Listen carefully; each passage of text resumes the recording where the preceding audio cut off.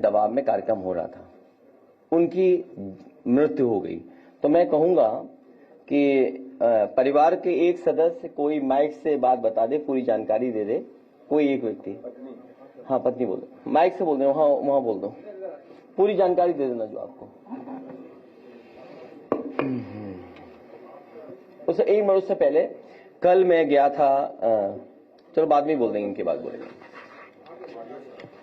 Check कर लो audio, आ रहा है ऑडियो, बंद कर दे रहा हूं। सबको नमस्ते सर।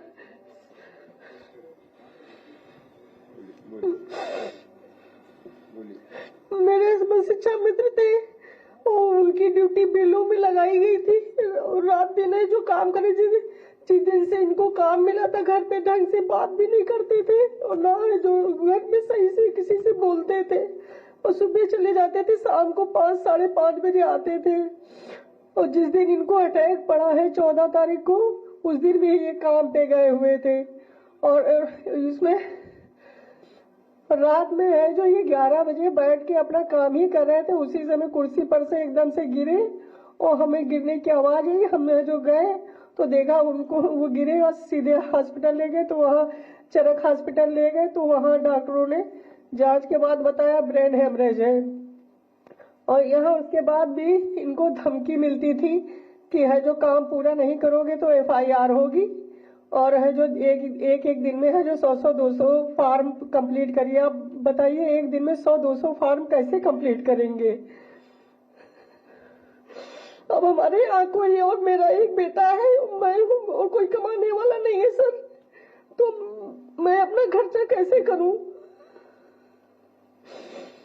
और जिस दिन भी इन्होंने काम किया है उस दिन का भी मेरे पास सबूत है, सब है। और यहाँ पे है जो DM साहब कह रहे हैं कि ये पहले से कार्य मुक्त थे। कार्य मुक्त जिस दिन इन्होंने 14 तारीख को काम किया तो बताइए कार्य मुक्त कैसे थे। ये झूठी रिपोर्ट इन लोगों ने निकाल दी कि कार्य मुक्त थे, कि बीमार थे, उनको पहले से कार्य मुक्त कर दिया गया। कार्य मुक्त कैसे कर दिया गया जब 14 तारीख को इन्होंने काम किया है और 8:30 बजे है जो मोबाइल पे भी काम भेजा है सुपरवाइजर की। तो आप ही लोग बताइए कैसे कार्य मुक्त थे ये। जो झूठी रिपोर्ट निकाली जा रही है, कोई भी हमें प्रशासन तरफ से कोई भी है जो मदद भी नहीं मिली, ना कोई आया ना कोई मदद करने की कोशिश करी है मेरे क्यों। किसी ने 2 शब्द भी नहीं कहा, उल्टा है जो सब है जो झूठा आरोप लगा रहे हैं।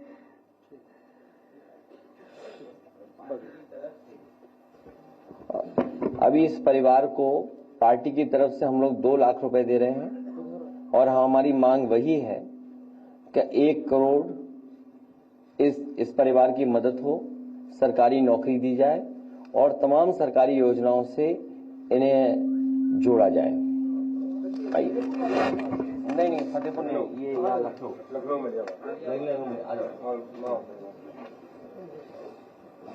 आओ आप लोग, आप सब लोग आइए, देखिए आइए, चौधरी साहब खड़े हो जाइए। हाँ बेटा आ जाओ, बेटा इधर साइड में अच्छी फोटो बेटा, यहाँ आ जाओ। हाँ आ जाओ, हाँ यहीं सब लोग आ जाओ। हाँ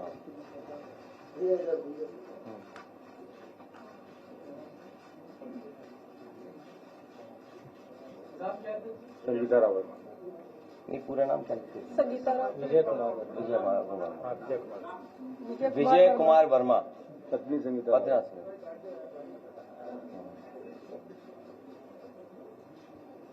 और किस विधानसभा में थी? मलियाबाद में। ठीक है, आप लोग अंदर हैं, आप लोग अंदर। ठीक, अभी हम आ रहे हैं। नहीं बस हम करेंगे मदद बेटा, है अभी आ रहे हैं। अंदर बैठा लो, नहीं बैठा लो, हम आ रहे हैं। धन्यवाद। यहाँ करेंगे मदद और करेंगे मदद, ठीक है। चाचा काम करते हैं, स्कूल में पढ़ाते हैं ना, स्कूल में जो टीचर है उनके ऊपर दबाव आ रहा है कि आप बताइए कि वहाँ पर ये पहले से बीमार चल रहे हैं। कोई बीमार किसका टीचर है, कौन है? मतलब उच्च अधिकारी जो। हाँ मैं समझ गया, मैं ये बात कहता हूँ। बैठो भैया, ठीक है।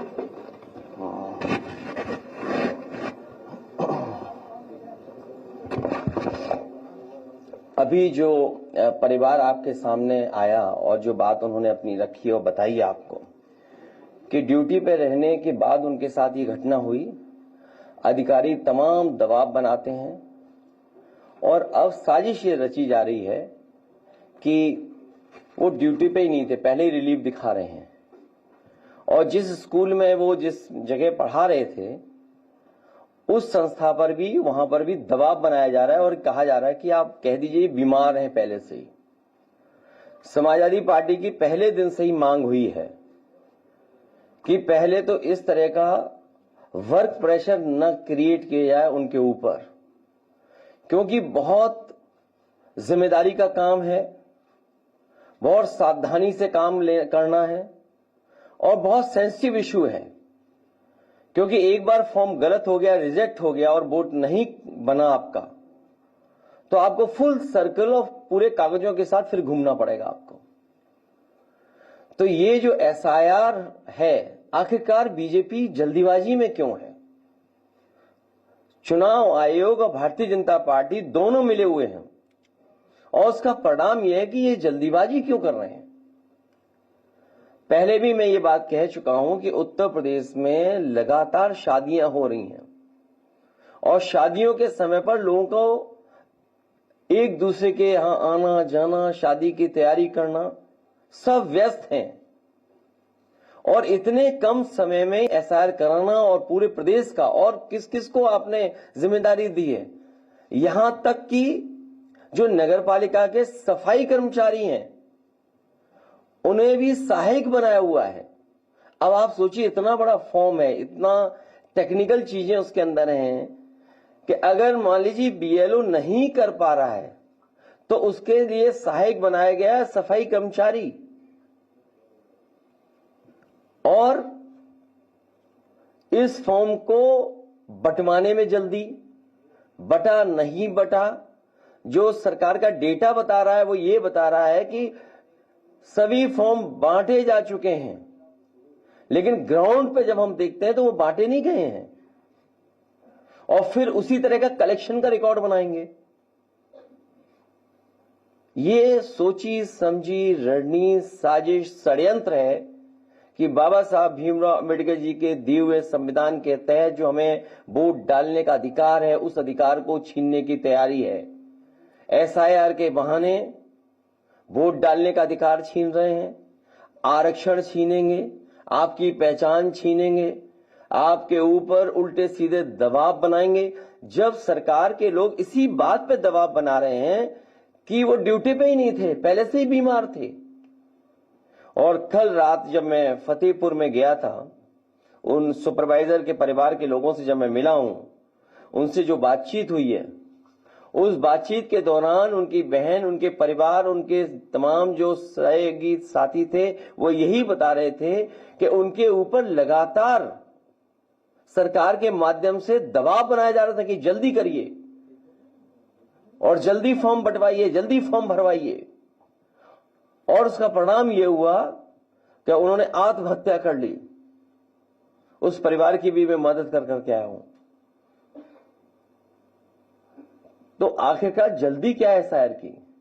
वेस्ट बंगाल के भी लोग ये कह रहे हैं कि चुनाव आयोग के खून से हाथ रंगे हैं। अब इन लोगों की जान गई है, कौन मदद करेगा? चुनाव आयोग को सामने आना चाहिए, मदद करना चाहिए, क्योंकि ये सब कर्मचारी, अधिकारी चुनाव आयोग के लिए काम कर रहे हैं। और चुनाव आयोग का काम हमने बहुत करीब से देखा है बाई इलेक्शन में। जिस समय बाई इलेक्शन हो रहा था उस समय पूरा का पूरा चुनाव आयोग के अधिकारी चुप बैठे हुए थे। उन्होंने बूथ लूटने दिया, उन्होंने अधिकारियों के माध्यम से जो जो बीजेपी करवाना चाहती थी वो होने दिया, वोट डलवा लिया। सीसीटीवी पे सब है कि आपके किन लोगों ने वोट डाला है, कौन प्राइवेट ड्रेस पहन करके आया था और वोट डाल गया। इसीलिए सीसीटीवी की अब फुटेज भी नहीं देंगे आपको, रिकॉर्डिंग भी नहीं देंगे। ये पूरी सोची समझी रणनीति है कि लोकतंत्र देश से खत्म हो जाए। अभी मुझे राजीव राय जी की चिट्ठी मिली है, उन्होंने जानकारी दी है कि तमाम तरह की उनके सामने संकट, रुकावटें और वो आ रही हैं, कोई सुनवाई नहीं है, अधिकारी बताने को तैयार नहीं है। उनकी ये चिट्ठी है, ये बाकायदा व्हाट्सएप पे आपको भेज दिए जाएंगे। और देखिए, अभी 13वीं नहीं बन पाई है। घोसी लोकसभा में कई विधानसभा में तैयारी हो गई है। लोकसभा घोसी में तैयारी होगी कि निर्देश चले गए हैं कि 20-20 हजार वोट काट दो हर विधानसभा में। ये राज्य की चिट्ठी के माध्यम से मैं कोट कर रहा हूं बात को। घोसी लोकसभा के मऊ सदर विधानसभा से लगभग 20,000 मतदाताओं के नाम डिलीट कर दिए गए हैं अभी से ही। सोचिए आप क्या तैयारी है इसका मतलब। तो जो बात हम लोग कह रहे थे कि हर विधानसभा से इतने वोट काट दिए जाएंगे, जब आपका परिणाम आएगा तो आप खुद देखेंगे कि कितने हर विधानसभा से वोट काट दिए गए हैं।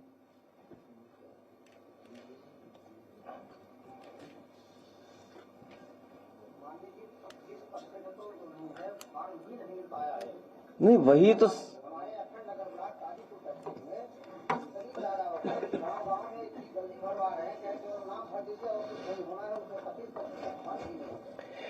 न केवल फॉर्म बल्कि कई बीएलओ लोगों को जिनको ड्यूटी पर काम करने के लिए भेजा गया है,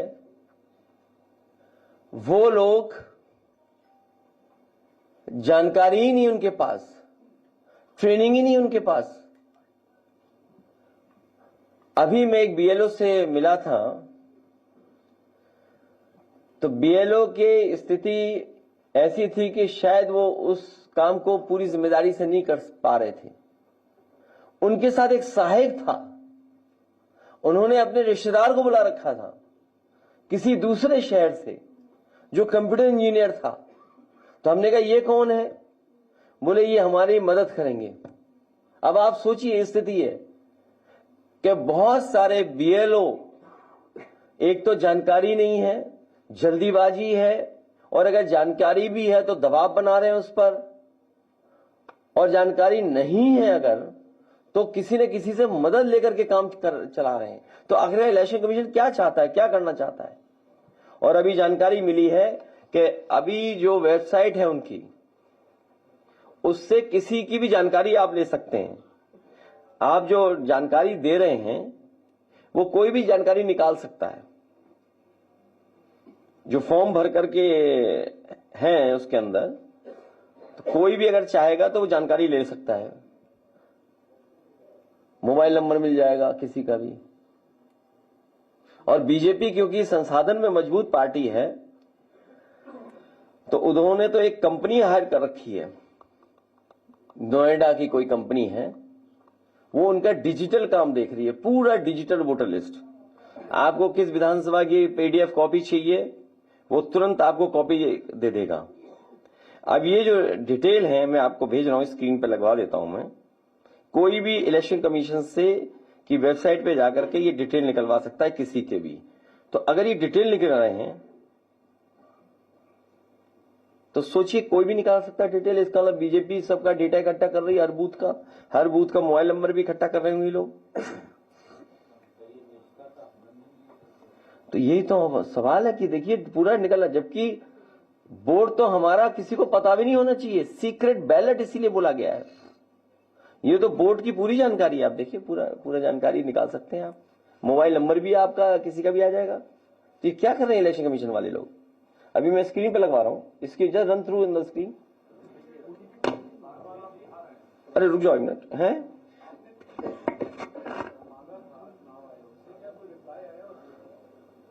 वो एक सफेद कपड़ा में बहुत पहले ले जा चुका हूं। जब बाई इलेक्शन हुआ था, आपने देखा था बाई इलेक्शन, वो मैं बहुत पहले ले जा चुका हूं। तो ये दुख की बात है। यही तो संविधान की धज्जियां उड़ रही हैं, यही तो संविधान को नहीं मान रहे हैं। और देखिए संविधान के प्रेम्बल को पढ़ रहे थे, पहला शब्द सोशलिस्ट है, सेकुलरिस्ट है। Socialist secular country. आप बताओ सोशलिस्ट कहां से हैं बीजेपी वाले? सोशलिस्ट हैं बीजेपी वाले, ये कैपिटलिस्ट हैं। सेकुलर पढ़ रहे थे, क्या ये सेकुलर है? ये कम्युनल लोग हैं। ये डेमोक्रेटिक हैं क्या? तीनों हमारे जो सिद्धांत हैं उन तीनों का हनन कर रहे हैं ये लोग बैठकर, और प्रेम्बल पढ़ रहे थे। सोचिए आप। और संविधान की जानकारी देते देते माफिया बोल लेते दूसरे लोगों को। वो पार्ट 2 में है, प्रेस पार्ट 2। अभी रुक जाओ, पहले SIR का दिखा दो। क्या हुआ हो? नहीं उसमें भेजा मैंने तुम्हें, किसी और को पे चला गया क्या? नहीं वो नेट तुम लोग सब आप लोग यूज कर रहे हो ना नेट, एक ही। ये बीजेपी वाले करवाते हैं, जब भी प्रेस होती है सर्वर स्लो करा देते हैं हमारा। हाँ नहीं, और किसी का अपलोड नहीं हो रहा है, रो रहे हैं, रातों रात जग रहे हैं। ये तो आप तो अच्छे प्रोफेशन में हो, प्रेस में आजादी है थोड़ी बहुत। अगर आप BLO होते तो अभी पता लग जाता आपको, तो अच्छा रहता। तो सही हो जाते। इतनी परेशानी है आजकल। लगातार बाकी क्या कर रहा है, उससे निपटने में क्या योजना क्या करेंगे? लड़ रहे हैं, लड़ते रहेंगे। तो क्या करें आप बताओ, वही कर दूंगा मैं उस दिन भी एक प्रेस का साथी यहाँ पूछ रहा था, मैं पूछ नहीं पाया, मुझसे गलती हो गई। जो आप कहोगे वो कर दूंगा, अभी कर दूंगा। बताओ आप तो रोड पे आ जाए, चलेंगे रोड पे, पहले लोकसभा में फिर रोड पर।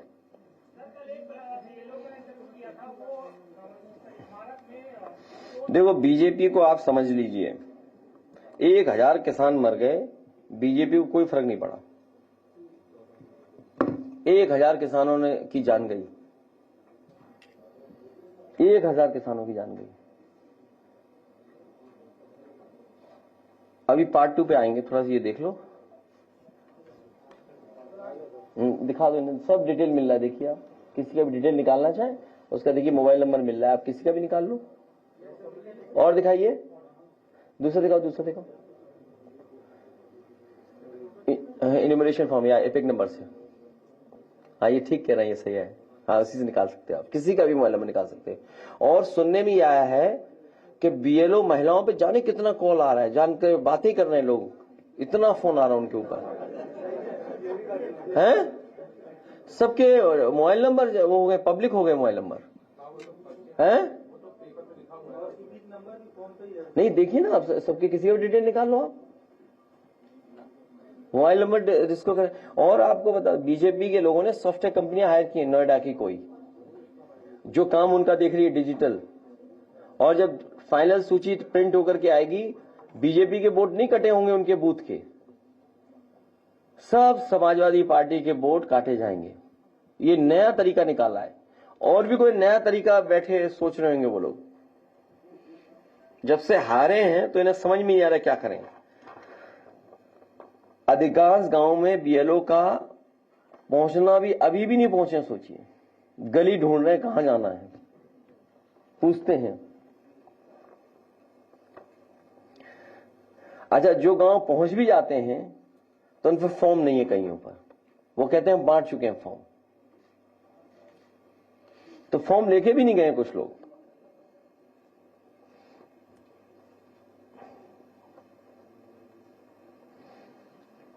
ये शिकायतें हम लोग लगातार कर रहे हैं। लोकसभा शुरू होने जा रही है, उसमें भी हम लोग इन बातों को रखेंगे। सभी और पॉलिटिकल पार्टीज के लोगों से बात करके, चर्चा करके आगे की रणनीति क्या हो, उस दिशा में हम लोग काम करेंगे। वो उसी समय बैठ करके बात होगी, हम अपना पक्ष रखेंगे और चीजों को समझेंगे क्या है। संपत्तियों को दर्ज करने की लास्ट डेट 5 दिसंबर है, उसमें भी बड़ा मार्ग मचा हुआ है। बोर्ड काम नहीं कर रहा है, लोगों को कागज भी नहीं मिल रहे हैं। और अभी उत्तर प्रदेश में जो 1.25 लाख वक्फ संपत्ति है, उसमें से कुछ ही 1000 वक्फ संपत्तियों का पोर्टल पे दर्ज हुआ है। जो वक्फ संपत्ति दर्ज नहीं होगा उसको वक्फ से बाहर कर दिया जाएगा। जहां भी इनको परेशान करना है तो ये इंटरनेट को स्लो कर दे रहे हैं। वहां तो चली नहीं रही वेबसाइट, तो इसीलिए नहीं चल रही है क्योंकि उन्हें परेशान करना है, इसलिए इंटरनेट उनका स्लो हो जा रहा है।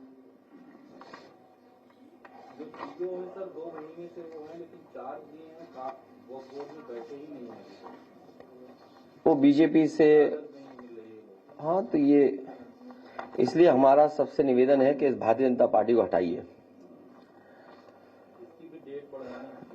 ठीक है, आज हम प्रेस नोट में चले जाइए, बात भी बात, ठीक है, ये हटा दो आप। Part 2 Bharatiya Janata party माफियाजीवी party है, माफियाजीवी है। भाजपा में इनकाउंटर माफिया, भाजपा में कफ सिरप माफिया, भाजपा में नीट माफिया, भाजपा में स्क्रैप माफिया, भाजपा में थाना के लिए वसूली माफिया,